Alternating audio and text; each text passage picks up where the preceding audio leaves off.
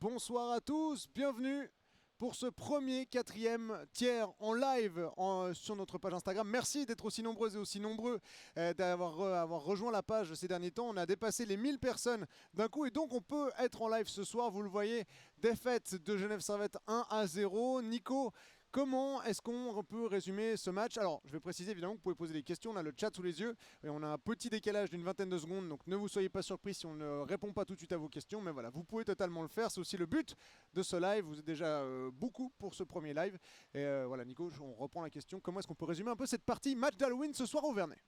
On peut la résumer par le fait que Genève Servette a eu pendant 2 matchs toute la réussite du monde contre Bienne et Davos. Genève Servette a fait de très bons matchs, mais aussi eu beaucoup de réussite, il faut le dire. Et ben ce soir, Genève Servette n'a pas eu cette réussite-là. Les Genevois ont eu beaucoup d'occasions, des grosses occasions aussi, surtout lors du premier tiers. Ça n'a pas voulu rentrer et voilà, je pense qu'il n'y a pas grand-chose à remettre en question par rapport à ce qu'on a vu lors des dernières journées. Genève Servette ne fait pas un mauvais match, mais il y a des soirs où ça veut tout simplement pas.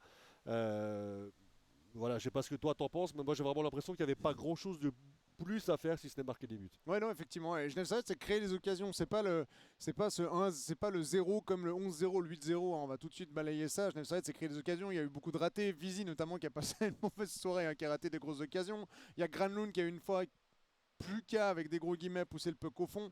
Il y a un tir de Sarriari sur le poteau au troisième tiers dans aussi. les derniers instants. Enfin voilà, Genève Servette s'est créé des occasions, on n'a pas réussi à les mettre au fond. Bah voilà, tu l'as dit, il y a eu toute la réussite du monde sur le 6 et 7-0. Bah, sur ce coup-là, un peu moins. Rien d'alarmant en soi, hein, parce qu'on peut voir de deux façons. Oui, Genève Servette n'a pas marqué de but, mais Genève Servette en a pris qu'un. Donc finalement, voilà, Genève Servette qui a fait un bon match. On va parler de plusieurs choses sur ce quatrième tiers qui va durer une dizaine de minutes environ. On va parler, alors, je vois déjà plusieurs questions qui arrivent là-dessus. On va pas évidemment commencer par ça, parce que c'est presque la première chose qu'on a vue dans le match, c'est l'arbitrage. Il y a eu une charge sur Verboen notamment au tout début du match qui n'a pas été sanctionnée. Il y a eu une charge sur Berny de Berny qui a été visionnée, puis finalement la pénalité a été annulée. Enfin voilà, plusieurs choses à dire sur l'arbitrage comme dans ce match. Oui, c'est un facteur comme un autre, l'arbitrage lors du match de soir, on ne peut pas le nier. Je pense que si vous nous écoutez régulièrement et si vous êtes là ce soir, c'est probablement parce que vous ne nous découvrez pas aujourd'hui. Vous savez qu'on n'aime pas taper sur les arbitres et que ça n'a jamais été un de nos moteurs. En tout cas, à titre personnel, je ne le ferai pas non plus ce soir. Alors certes, il y a probablement faute sur Verboen, il faudra qu'on la revoie avec d'autres angles, mais sur les ralentis qu'on a pu voir ici en direct, c'est fort probable qu'il y ait faute sur Verboen et qu'elle aurait mérité une pénalité. Je pense que là-dessus, on sera tous d'accord.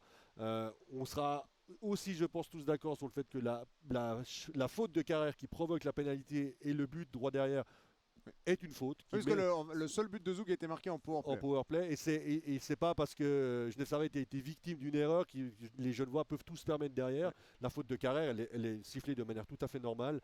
Donc les arbitres n'ont pas été bons, ça je pense qu'on est tous d'accord. Il n'y a pas eu de ligne conductrice sur l'ensemble du match. On a vu des choses sifflées d'un côté et pas de l'autre, comme c'est assez régulièrement le cas. Donc Genève Servette n'a peut-être pas été aidé au début du match par les arbitres, mais pour moi ça s'arrête là, l'influence des arbitres sur la défaite du soir. Ouais, puis pour la charge de Tim Bernier, elle a été revisionnée. Bernier qui a pris une pénalité. Nous sur le moment on a entendu le bruit, on a vu juste le Zougoua plonger dans la bande. On s'est dit bah voilà c'est fini, il va reprendre 2 matchs de suspension, etc. Les arbitres qui ont été revoir la vidéo, nous on l'a pas revu au Vernet, on l'a pas encore revu maintenant. Mais voilà, Genève Servette, enfin Tim Bernier qui va épaule contre épaule, hein, comme c'est toléré. Puis finalement c'est le Zougoua qui est un jeune, qui est pas revenu au jeu. On espère évidemment que ça va aussi pour lui. Qui est balancé dans la bande. On l'a dit à l'antenne, on l'a dit durant le match aussi, c'est pas le résultat de la charge qui donne la pénalité, c'est la charge en elle-même. Malheureusement, il s'est blessé, mais la faute de la charge de Tim Bernier n'est pas fautive. Les arbitres sont allés voir la vidéo et sont revenus. Et puis sur la charge de Verboen aussi, les arbitres ne sont pas allés voir la vidéo, mais ça on peut totalement se dire que les arbitres sur le moment n'ont pas donné de pénalité, donc ils ne peuvent pas aller voir la vidéo. Ça, ils n'ont pas le droit de le faire. Et donc c'est pour ça qu'ils n'ont pas été voir la vidéo. Malheureusement, non, les arbitres sont des humains comme tout le monde, ils ont le droit de faire des erreurs. Celle-ci est peut-être plus visible que d'autres, mais des erreurs, il y en a chaque match qui ont plus ou moins d'influence. Bah voilà, là ça a eu de l'influence sur le climat du premier tiers qu'on n'a pas du tout aimé. Exactement, parce que encore une fois, oui, il y aurait probablement dû avoir une pénalité sur la faute contre Verboen. Ok, que ça soit 2 ou 5 minutes, ça aurait dû y avoir cette pénalité. Mais il n'y a pas eu. Il n'y a pas eu. Au bout d'un moment, il faut faire avec. On peut pas s'arrêter à ça. On peut pas dire oui, mais après 5 minutes le match. Non, le match il avait encore 55 minutes derrière. Ouais. Si Visi a raté le but vite, si Granoud a raté le but vite, c'est pas parce que Verboen a pris une charge méchante au premier tiers. Donc c'est un fait de jeu, on doit en tenir compte, mais par contre sur l'analyse du reste du match, je pense qu'il y a d'autres choses à dire. Et effectivement, par contre, ce que ça a déclenché, et je te rejoins tout à fait, c'est que le premier tiers, moi je l'ai pas du tout aimé parce que le climat était pas bon. Parce que le fait que les arbitres aient laissé échapper le match au début, ça a fait que derrière les joueurs se sont sentis un petit peu tout permis. On a vu beaucoup de petits coups qu'on voit d'habitude un peu plus en play-off qu'après 20 matchs de saison régulière. Et voilà, le premier tiers s'est disputé dans un climat un peu détestable. Heureusement, ça n'a pas perduré.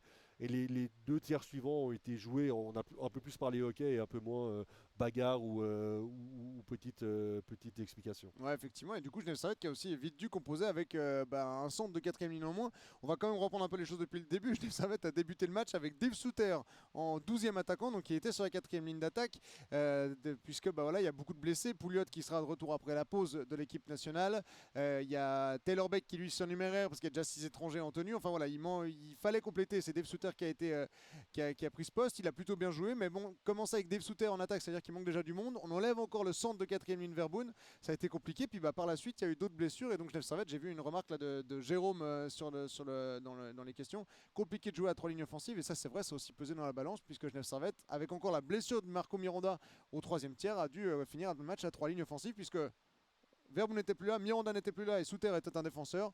Ça fait qu'une ligne en moins. Exactement, on avait déjà une ligne compliquée. Enfin, la 4ème ligne n'était déjà pas une vraie 4ème ligne avec la présence de Souter. Et c'est pas lui faire offense de dire que c'est pas du tout son rôle de jouer en attaque. Et c'est sûr qu'après tu perds encore de joueurs. On a même eu le Coultre sur un shift en attaque. On a eu le Coultre en attaque sur un shift. Maintenant, il faut aussi espérer. Alors déjà que pour leur santé, la priorité c'est toujours la santé des joueurs avant de penser au reste. On va espérer que autant pour Verboon que pour Miranda ça aille bien. Et puis après au niveau sportif on va espérer qu'ils soient de retour parce que c'est 2 joueurs quand même qui comptent dans l'alignement.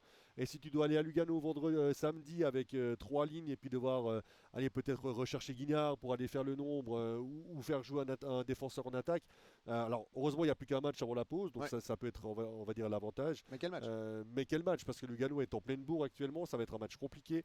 Donc ça serait bien d'avoir un effectif qui ressemble à un vrai effectif offensif et pas devoir bricoler avec des défenseurs en attaque. Ouais, je regarde juste le classement pour dire quel match, parce que je sais que ce match contre Lugano aura une certaine importance. Genève Servette qui a un match de plus que tout le monde maintenant, 36 points et 5ème, et Lugano est 8ème avec 31 points. Donc le Genève Servette aura une bonne opportunité de s'éloigner un peu en tout cas de la 7ème place. La 6ème, de la 8ème place, la 7ème est occupée par Zurich. Mais voilà, Genève Servette qui ce soir a perdu une occasion de rattraper un peu le top 3, le top 4. Le top 4 étant occupé par Zug. Mais effectivement, le match contre Lugano va être décisif. Et c'est vrai que surtout, on l'a dit aussi, Mathieu Verboon, Marco Miranda également, avec Noah Rod, était cette 4ème ligne. Alors Marco Miranda un peu moins parce qu'il avait été promu avec Ignata Vicius et Praplan. Mais Verboon, c'est le centre de 4ème ligne. Et si c'est pas le rôle le plus clinquant sur le papier, c'est un rôle qui est crucial dans une équipe. Ouais, c'est un rôle que pas tout le monde peut assumer. Jouer au centre, c'est une chose. Jouer au centre d'une 4ème ligne, c'est encore un métier différent. On l'a vu par le passé, on l'a vu notamment dans des saisons à succès. Quand Rivera jouait avec Petrel, notamment sur la 4ème ligne, ça donnait une vraie 4ème ligne qui était hyper chiante à jouer. Avec Roland Gerber. Avec Roland Gerber, qui était arbitre ce soir. Et là, cette 4ème ligne, elle tournait bien. Tout d'un coup, elle est amputée de son centre qui avait trouvé pour moi pile poil la place qu'il doit avoir dans l'alignement. Et c'est sûr que ça peut être un manque. Alors on va espérer qu'il n'aille pas joué ce soir par précaution et que ça aille bien pour lui.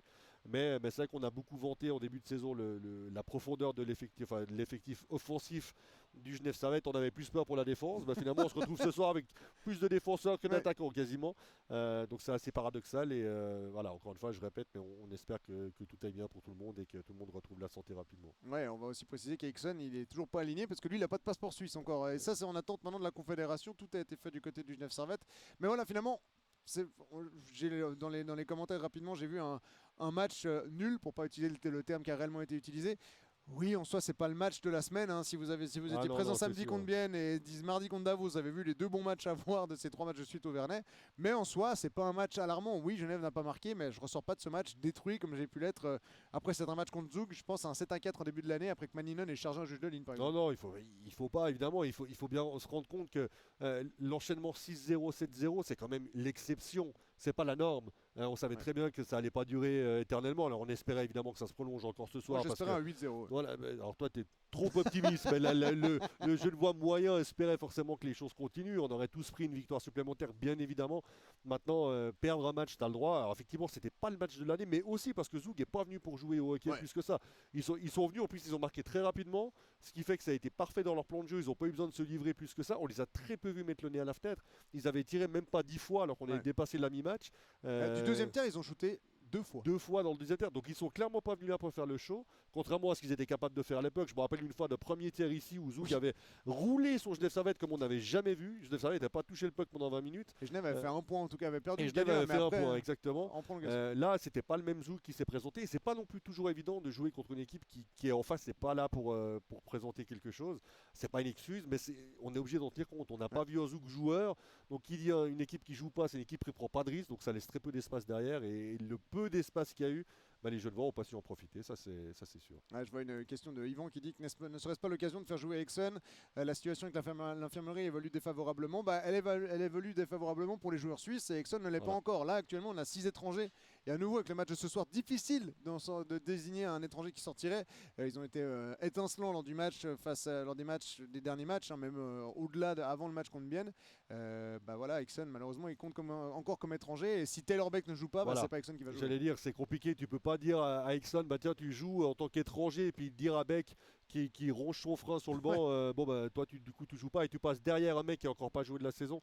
Non, c'est pas possible. Exxon, il faut à part si d'un coup il y a 3 étrangers qui se blessent devant, Exxon attendra d'avoir un passeport suisse pour jouer. Alors on espère juste que ça va arriver avant la Saint-Glinglin. T'as la date d'ailleurs de la Saint-Glinglin? Non, je l'ai pas parce que ça change chaque année, c'est compliqué. Non, mais voilà, le cas Exxon, il est problématique, c'est sûr, mais tant qu'il y a 6 étrangers qui sont aptes à jouer, on ne peut pas activer une licence supplémentaire. Surtout quand ils sont au niveau. Si d'un coup ils étaient tous mauvais, bon, on en discuterait différemment. Mais là, encore une fois, ce soir, alors certes, ils ne marquent pas, ils nous avaient trop bien habitués, mais il n'y a aucun étranger qui fait tâche. Même si Visi ne fait pas son meilleur match, c'est compliqué de le sortir ce soir. Effectivement, et pour conclure ce quatrième tiers que vous retrouvez, d'ailleurs, je salue tous ceux qui nous écoutent en podcast sur Spotify, qui écoutent la rediffusion, enfin qui regardent la rediffusion sur YouTube ou sur Instagram, et ceux qui sont en direct actuellement, vous êtes 30 au moment où je prononce cette phrase.